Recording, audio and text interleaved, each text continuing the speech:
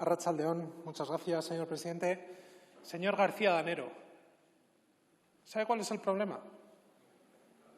Es la parcialidad. Usted hace un discurso mirando solo un periodo del tiempo y a unas víctimas. Se ha referido a un partido político que el presidente Lluís Companys, que era de Esquerra Republicana de Cataluña, fue fusilado por este Estado dirigido por unos fascistas. Y ahí está el problema de la cuestión. En la Europa de nuestros días, la ultraderecha está presente en todas las sociedades. No es un caso único de lo que se viene a llamar la presencia o la infiltración de la ultraderecha, especialmente en poderes del Estado y en algo más sensible como son las fuerzas y cuerpos de seguridad o en las Fuerzas Armadas. La misma semana pasada veíamos cómo Alemania retiraba a 30 miembros de sus Fuerzas Armadas destinadas en Lituania porque habían realizado un acto con cánticos fascistas, antisemitas. ¿Qué hizo Alemania? Retirarlos inmediatamente. ¿Qué hizo el año pasado cuando detectó una célula en un grupo de intervención especial de las Fuerzas Armadas? Eliminar ese grupo directamente. Hemos visto algo similar en Bélgica la semana pasada y en Francia en las semanas anteriores. ¿Qué diferencia España de estos países?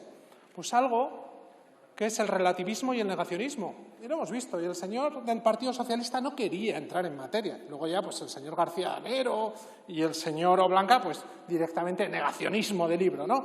Pues sí existe un problema. ¿Cuál es el tamaño de ese problema en las fuerzas y cuerpos de seguridad o en las Fuerzas Armadas españolas? No se sabe, porque no se investiga.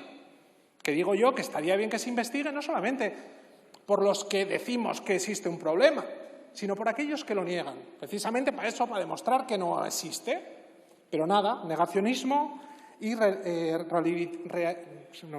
relativización del problema. ¿Y por qué? Mi teoría es porque no se quiere tocar el mito, ese mito de la transición democrática y pacífica.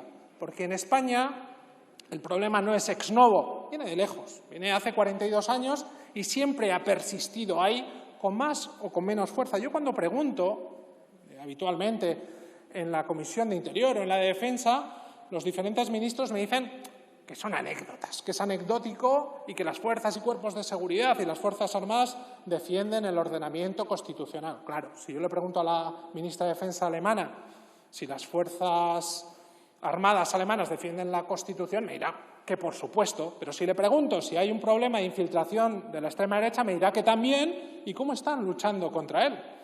¿Qué hace el Gobierno de España? Negar la mayor. Miren, no tengo mucho tiempo, pero les comentaré algunas anécdotas para que vean dónde está el problema. ¿Qué ocurrió con ese teniente coronel que celebraba con paellas en un cuartel de Valdemoro el 23F? ¿Saben qué le pasó? Que le ascendieron a coronel. ¿Saben qué pasó con la unidad de la Guardia Civil que se sacó fotos debajo de la estatua de Franco en Melilla, que afortunadamente ya la han quitado? Pues que dijeron que daba mala imagen, que no estaba bien que unos miembros de las fuerzas de seguridad se sacaran esas fotos. ¿Saben qué pasó con el comisario de Iruña, de Pamplona, Daniel Rodríguez, por hacer tuits de carácter franquista? Pues que le destinaron al Consejo de la Policía Nacional. ¿Y qué ocurrió con el señor Daniel Baena, alias Tácito? Nada, sigue donde estaba. ¿O qué ocurrió con aquel inspector que agredió con vivas a España y vivas a Franco al fotoperiodista Jordi Borràs? Nada, aunque la fiscal pide 2 años de prisión para él, ahí sigue en su puesto, en investigación. O con el coronel Villon La, de las Fuerzas Armadas, que dijo que Tejero era un hombre cuya divisa era el honor. Pues nada, dice Defensa que están investigando, pero no ha ocurrido nada. Y hablamos de los manifiestos de miembros de las Fuerzas Armadas que hacen de carácter franquista o amenazando, como se ha mencionado aquí. Pues nos dice Defensa que como ya no tienen vinculación con el Ministerio, que no pueden hacer nada. Pero no es cierto, siguen teniendo el privilegio de portar el uniforme y ser reconocidos por el puesto que tenían y acudir a esos lugares lúdicos y vacacionales por haber sido miembros de las Fuerzas Armadas. Ese privilegio se les podía retirar cuando han hecho manifiestos de carácter ultra y amenazante, haciendo valer su posición anterior en las Fuerzas Armadas. Sí se pueden hacer cosas y, como ya he dicho, lo primero sería investigar, incluso por aquellos que niegan que existe un problema, que yo creo que sí existe, pero habría que ver cuál es su tamaño. Muchas gracias, señor presidente.